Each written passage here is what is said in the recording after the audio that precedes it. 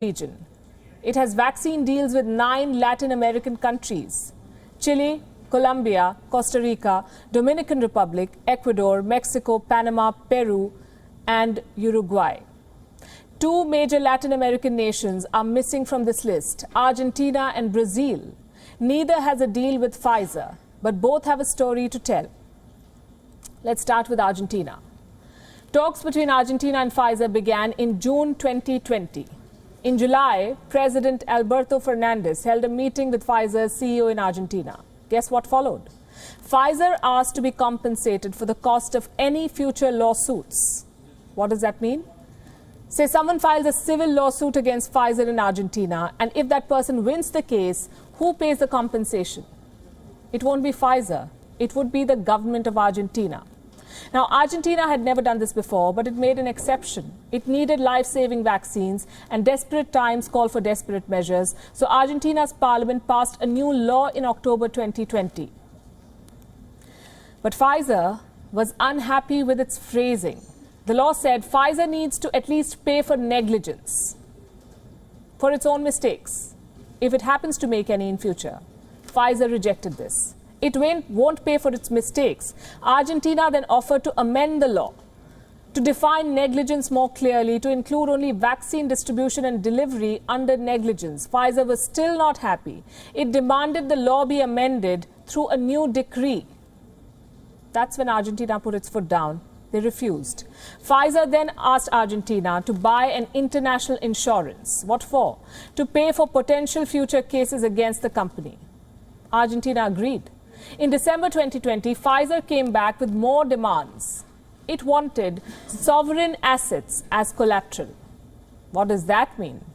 Pfizer wanted Argentina to put, and listen to this, put its bank reserves, its military bases, and its embassy buildings at stake as collateral.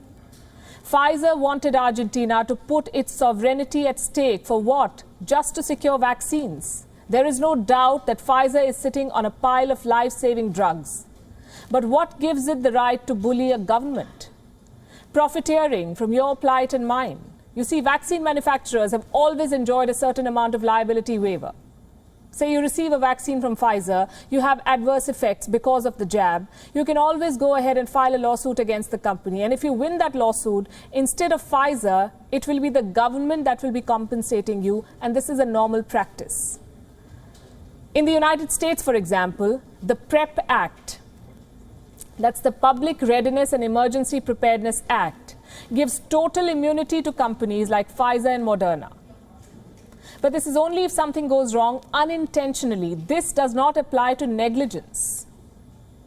Pfizer is not happy with that. It wants more, not just sovereign assets, but a fraud insurance. Argentina was not okay with this. What about Brazil? What did Pfizer do in Brazil? The world's 3rd most affected country.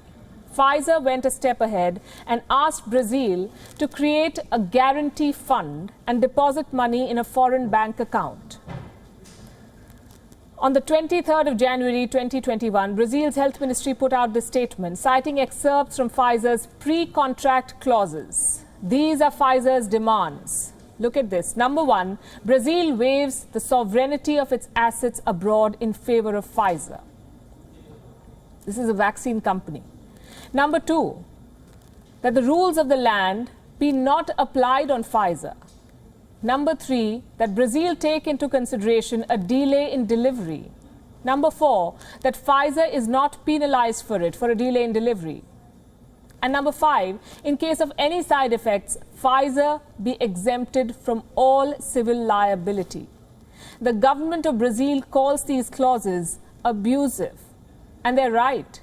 It goes without saying, the Pfizer deal with Brazil failed too.